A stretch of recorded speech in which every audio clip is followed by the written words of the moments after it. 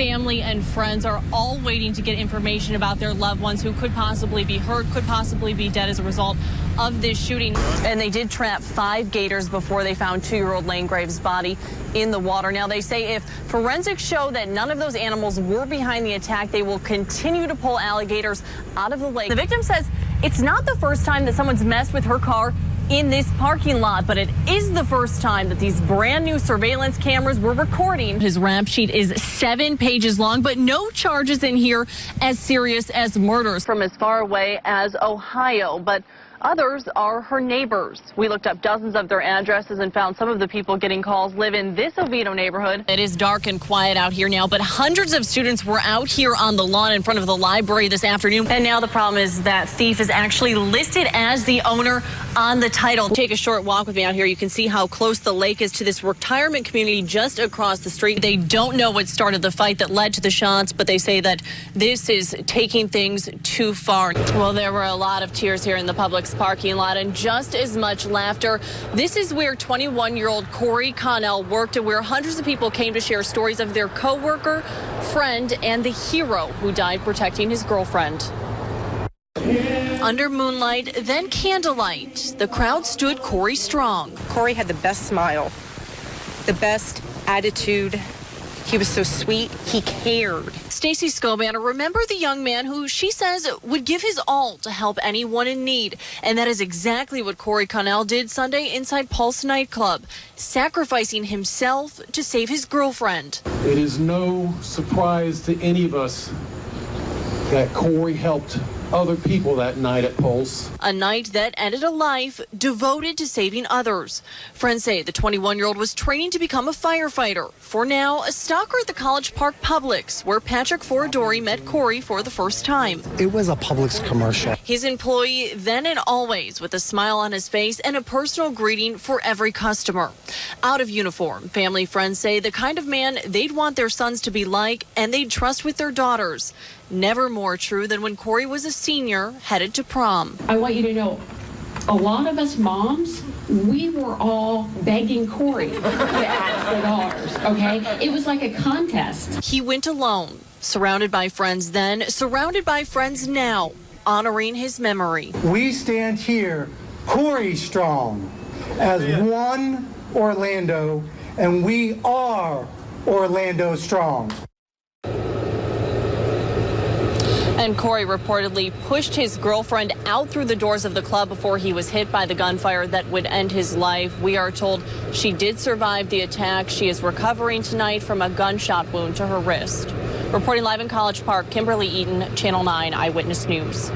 And they did trap 5 gators before they found 2-year-old Lane Graves' body in the water. Now, they say if forensics show that none of those animals were behind the attack, they will continue to pull alligators out of the lake in order to protect Disney guests. The happiest place on earth is the place of a Nebraska family's horror story. Their 2-year-old dragged into Seven Seas Lagoon by an alligator around 9:15 Tuesday night. Divers recovered Lane Graves' body from the same lake this afternoon. We honor our commitment to them, and that commitment was that we will work out here and search for that child until we find him. Sheriff Jerry Demings delivered the heartbreaking news 15 hours after the alligator dragged the toddler off the beach while his father tried to pull him out of the animal's jaws. This was a terrible but very, very rare tragedy that occurred. In the past history, they've never had an incident like this. Florida Fish and Wildlife claims this is the only gator attack in Disney's 45-year history. But a New Hampshire man says that's not true. It happened to me 30 years ago. Paul Santamaria shared his story for the first time today with our sister station in Boston, reliving a day at Disney's Fort Wilderness Campground Lake when he was just 8 years old. Out of the water, kind of sideways swinging its head. Disney hasn't responded to our questions about the 1986 attack. FWC tells us the park has its own program to remove dangerous gators. In this case, something it will make sure is enforced. We're going to try to continue searching. We're going to make certain that we have the alligator that was involved and that we remove it from the lake. And the resort does have signs up warning guests not to swim in the water. They say nothing about the threat of gators, and Disney tells us tonight they are reviewing that policy. The park also issued a statement saying they are heartbroken for the Graves family. Reporting live at Disney World, Kimberly Eiten, Channel 9 Eyewitness News. And Martha, that is a question that we asked the manufacturer who designs these cages designed to keep suspects in and to protect deputies. Now, that system failed on Monday night and allowed a murder suspect to get his hands through that barrier and onto 2 shotguns. Orange County deputies say the very thing built to protect them put some of their own in danger. The partition in one of their patrol SUVs failing to keep a suspected murderer from getting access to their agency-issued weapons twice. He grabbed a shotgun, he loaded it, so what's next? Luckily, what did come next prevented a potentially deadly situation. Deputies noticed that suspect Jose Torres had moved his handcuffed hands around to the front of his body and pulled a trainee's shotgun into the back seat, ready to fire. They pulled him out of the car and handcuffed him for a second time. Then it all happened again. They were paying attention enough to know something was wrong inside the car and immediately reacted to that. Grand theft, 3rd degree of a firearm. We asked why deputies didn't immediately investigate how Torres was able to get the first gun before putting him back in the cruiser, or why he wasn't moved to a different car, and if the guns were locked up. Tonight, that is all under investigation, but deputies do say the main danger is the manufacturer defect in the cage exposed by an accused killer. Well, you have a situation in which you have an individual who's already committed a murder. This guy is willing to kill someone in order to get what he wants. And we did call Centina Manufacturing, the maker of these partitions, to ask if it could fail in other law enforcement vehicles and if this is a known defect. Now, the spokesperson there didn't return my messages, but we will be following up with her tomorrow during business hours. Reporting live in Orange County, Kimberly Eiten, Eyewitness News at 10. And this is what's left of it tonight, just puddles. But neighbors here on the street behind us showed us water lines still on the walls of their homes, feet high, saying that the drains out here just couldn't keep up. And when it got to here, she started panicking. A fraction of an inch and a doorstep. It's all that saved Kevin Harris from flood damage as the water rose to 9 inches deep outside his home on Wisteria Drive in Melbourne. And she was on the phone with me saying, the water's coming up, the water's coming up. By the time Harris got that phone call at work, there wasn't anything he could do but hope for the best. It was already too high up when I got home. It was already the furthest it could possibly go before it was going to go into the house. A close call in their neighborhood and others across Brevard County. In Palm Bay, police and city workers closed this stretch of Americana Boulevard near Conover Street. Viewers shared pictures from both cities showing cars trudging through water as the rain just kept coming. The perfect weather for John Landenberger and his 3-year-old daughter to go for a drive, a wagon drive. Got off work and she wanted to come play, so here we are. Well, they played, homeowners prayed. We're praying that it doesn't come in this go-around. That the water stays low and out of their living rooms, with more rain expected this week. Mother Nature is only going to take so much down, and if we get another good downpour, it's going to take a while to recede back again. And we did see tonight a lot of cars towed around the county, including 2 on this street. Other than that, the only major problem in this area that we saw were some temporary road closures. Reporting live in Brevard County, Kimberly Eiten, Eyewitness News at 10. And Greg, the county's bill is still $2.9 million. Damages for a crash caused by a county worker at this intersection. But state law says for the victim to collect the rest of the money, he has to go to state lawmakers and ask for it. Now, nearly a decade later, that's what he plans to do. We introduced you to Robert Smith in 2007, nearly a year after a motorcycle ride changed his life. The left leg was shattered. It has 18 pins and 2 titanium plates. Back then, Smith was fighting for justice. Police ticketing an Orange County worker for rolling through a stop sign at Orlando and DePaul and causing the crash. The citation was later dismissed. Then in 2012, a new court ruling. Jurors decided the county owed Smith nearly $3 million in damages. Smith only collected 3% of that verdict. I'm trying to make ends meet and get by, and it's hard to do. state law puts a $100,000 cap on what the county had to pay.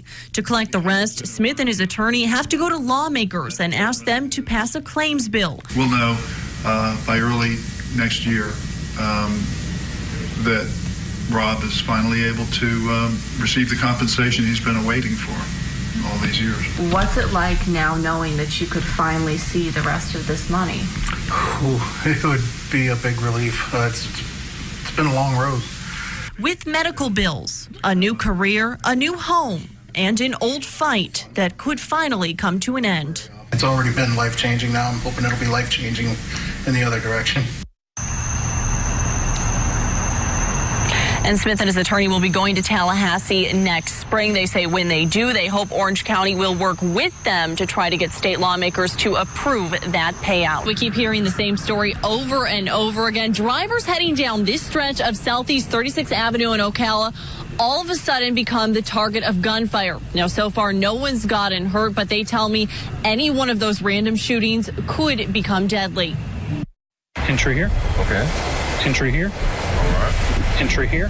Jeremy Haskell is counting bullet holes in his headlight. That would be a shotgun blast. And counting on police to track down the shooter who fired 3 rounds at his truck in March. The gunman who drivers say hasn't stopped pulling the trigger since. As I was driving, it sounded like a gunshot. That's how it started for Haskell nearly 2 months ago at the intersection of Southeast 36th Avenue and 17th Street. He never saw the shooter, but a few days later, he did find the damage hidden in his headlight. If I was any lower to the ground or driving, if I'd have been in her car driving 3 miles an hour faster, that would have come through the windshield as opposed to the headlights. He isn't the only one pulling bullets out of his vehicle. Ocala police tell us last Sunday another driver took fire less than a mile down the road near 36th and Merricamp. She posted pictures of the damage on Facebook, with at least 2 other people replying that their cars have also been shot up in recent weeks. Seeing that it's happened to multiple people is that scary. So far, no one's gotten hurt, but Haskell says whoever keeps aiming at moving targets is playing a dangerous prank. Why would you take the risk of actually ending somebody's lives?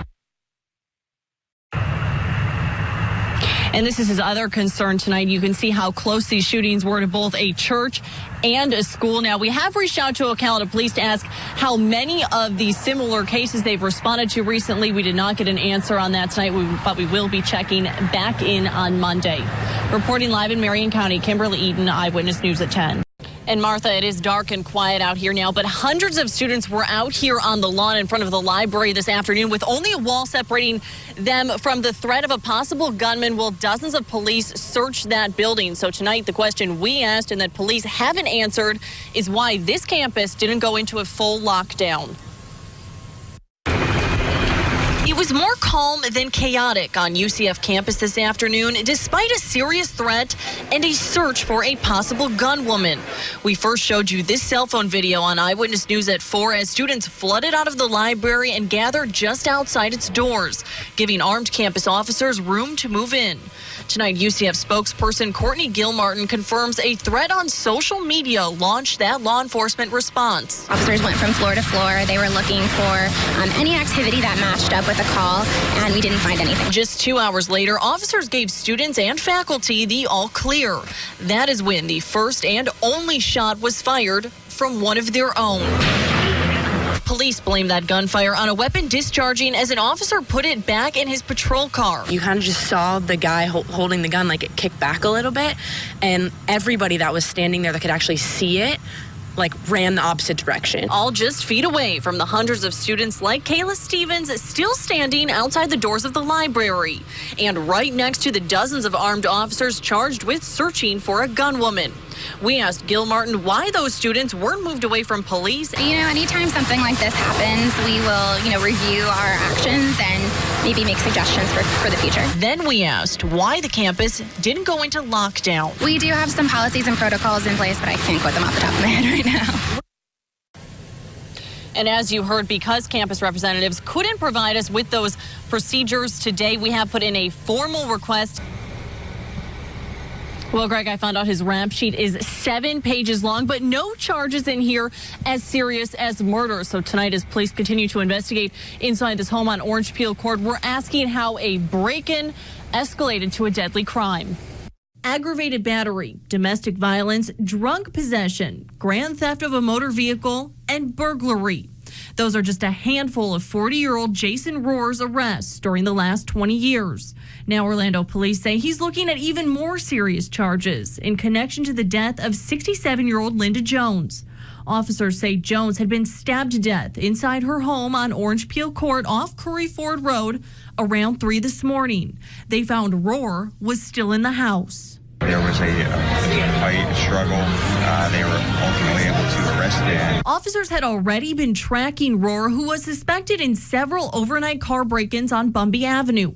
What led him to Jones' home and what happened inside her house that turned a burglary to a murder, police have not said. They spent hours looking for clues in a seemingly random crime as neighbors woke up to police tape and concerns for their normally safe neighborhood. It's very scary because I live alone and this has been such a street that you felt so comfortable. Now living next door to a crime scene. And just in the last 30 minutes, I did check the Orange County jail log to see exactly what kind of charges Rohr will face. Now, those have not posted yet, but detectives do assure us they will be connected to this murder. Reporting live in Orange County, Kimberly Eiten, Eyewitness News at 10.